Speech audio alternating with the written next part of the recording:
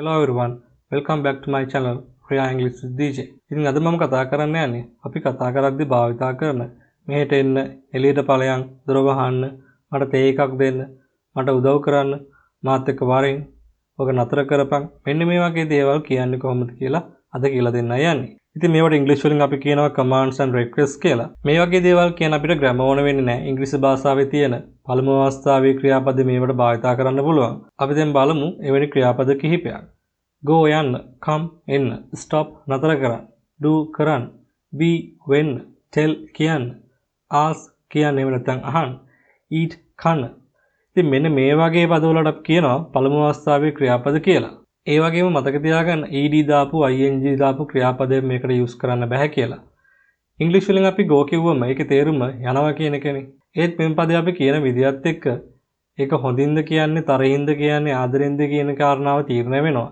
එහෙම බලද්දි go කිව්වම යන්න ඵලයන් යනවා ඵල කියලා සිංහලෙන් අපිට කියන්න පුළුවන්. නමුත් ඒ ඉංග්‍රීසි භාෂාව තුළ go කියන පදය පමණයි භාවිතා වෙන්නේ. ඉතින් මේ වගේ ක්‍රියාපද එක්ක ඊට පිටුපසට අපිට තවත් පද එකතු කරලා අපිට කෙටියෙන් කියන්න ඕන දේවල් නිර්මාණය කරගන්න පුළුවන්. දැන් අපි උදාහරණ කිහිපයක් බලමු. එළියට යන්න. මෙතන සිංහලෙන් මුලින් කියවෙන එළියට කියලා. ඒ වුණාට ඉංග්‍රීසි වලදී අපි මෙතනදී මුලින් තියන්නේ අදාළ ප්‍රධාන ක්‍රියාපදය. ඊට පස්සේ තමයි ඉතිරි පද යොදාගන්නේ. එතකොට මේක හදාගන්න යන්න කියන එකට භාවිතා කරන go මුලින් තියලා ඊළඟට එළියට කියන එකට out කියන පදය දානවා. එතකොට ඒක නිර්මාණය වෙනවා go out කියලා. ඉතින් මෙතන මේ එළියට යන්න කියන එක හොඳින්ද කියන්නේ තරහින්ද කියන එක තීරණය වෙන්නේ අපි කියන ටෝන් එකත් එක්ක. එතකොට මේක අපිට සිංහලෙන් එළියට යන්න කියලා කියන්නත් පුළුවන්. එහෙම නැත්නම් එළියට ඵලයන් කියලා කියන්නත් පුළුවන්. එතකොට මේ අපි උච්චාරණය කරන සරත් එක්ක තියෙන ටෝන් එකේ සවුන්ඩ් එකත් එක්ක ඒක තීරණය වෙනවා. මෙහෙට එන්න. come here. කාර් එක නතර කරන්න. stop the car. මට උදව් කරන්න. help me. කාරුණික වෙන්න. be kind. මෙන්න මෙතන ඔයාලට අලුතෙන් දෙයක් ඉගෙන ගන්න තියෙනවා. හොඳ වෙන්න, අවංක වෙන්න, නපුරු වෙන්න එපා, පෙරේත වෙන්න එපා වගේ දේවල් කියද්දි අපි වෙන්න කියලා කියද්දි be කියන පදේ තමයි use කරන්නේ.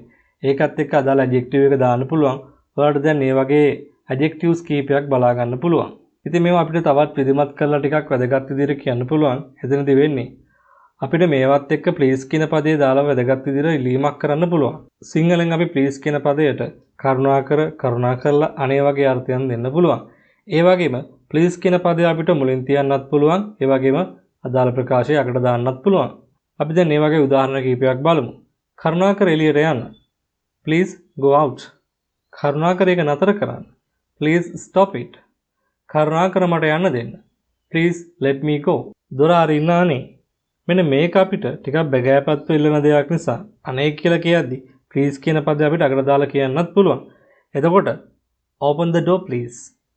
මට මගේ සල්ලි දෙන්න අනේ. Give me my money please.